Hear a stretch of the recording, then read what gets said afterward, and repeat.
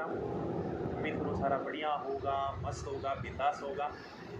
तो अपने मेवाड़ का इतिहास चल रहा था और मेवाड़ के इतिहास में आज अपने गोहिल वंश के अंतिम शासक की बात करेंगे, जिनका नाम है रावल रतन सिंह। रावल रतन सिंह सिर्फ 1 साल के लिए मेवाड़ के शासक बनते हैं। इनका शासनकाल था 1302 से लेकर 1303 ईस्वी तक। ये गोहिल वंशीय रावल शाखा के अंतिम शासक हैं। ठीक है, थोड़ी सी मैं इनकी प्रारंभिक बातें बताऊंगा। ये हालांकि तुमने थोड़ा बहुत सुना भी होगा, रावल रतन सिंह की एक रानी थी जिसका नाम था पद्मिनी। पद्मावती कहते हैं कि सिंहल द्वीप की राजकुमारी थी।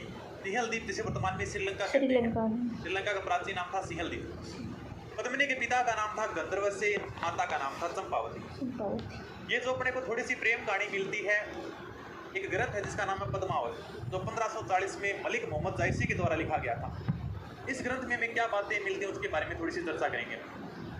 ग्रंथ ये कहता है कि मेवाड़ के राजा थे रावल रतन सिंह और रावल रतन सिंह के पास में एक दिन हीरामन तोता उड़ता हुआ आता है। तोते का नाम था हीरामन। फिर तोते की क्या विशेषता है? हीरामन तोता एकदम हूबहू मानव की बोली बोलता है।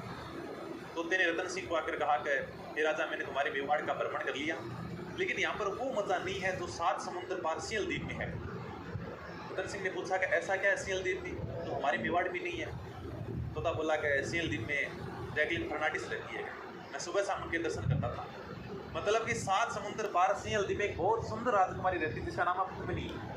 इतनी सुंदर है कि अगर उसे कोई देख लेना तो आदमी बेहोश हो जाएगा। तोते ने पद्मिनी की सुंदरता का खूब वर्णन किया और कहा कि आप उसे अपनी पत्नी बना लोगे, बहुत सुंदर महिला है।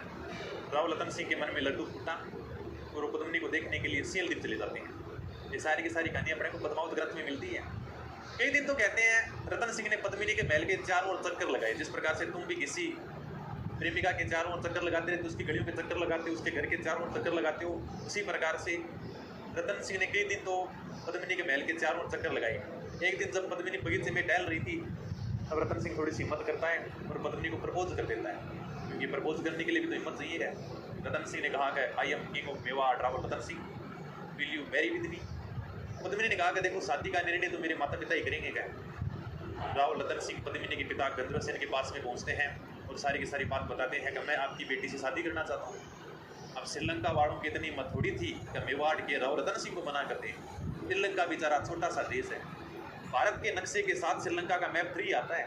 अगर तुम कभी भारत का नक्शा लेने के लिए जाओगे ना, तो श्रीलंका का नक्शा फ्री में आ जाता है, नीचे लटका वो अपने को मिल जाता है। तो गंधर्व सेन ने कहा कि हमारा तो सौभाग्य है कि मेवाड़ के रावल हमारी बेटी पद्मिनी के साथ में शादी करना चाहते हैं। रावल रतन सिंह और पद्मिनी की शादी हो जाती है। रतन सिंह पद्मिनी को लेकर चित्तौड़ में आ जाते हैं। ठीक है, ये थोड़ी सी प्रेम कहानी है। कुल मिलाकर मेवाड़ के रावल रतन सिंह और पद्मिनी की शादी हो जाती है। सुंदरता का वर्णन एक तोते ने किया था, उस तोते का नाम था हीरामन तोता। हीरामन तोता एकदम हूबहू मानव की बोली बोलता है।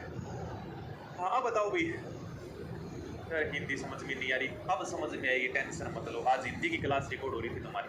ठीक है, 1-2 दिन और वेट करो, एकदम शानदार तरीके से तुम्हें हिंदी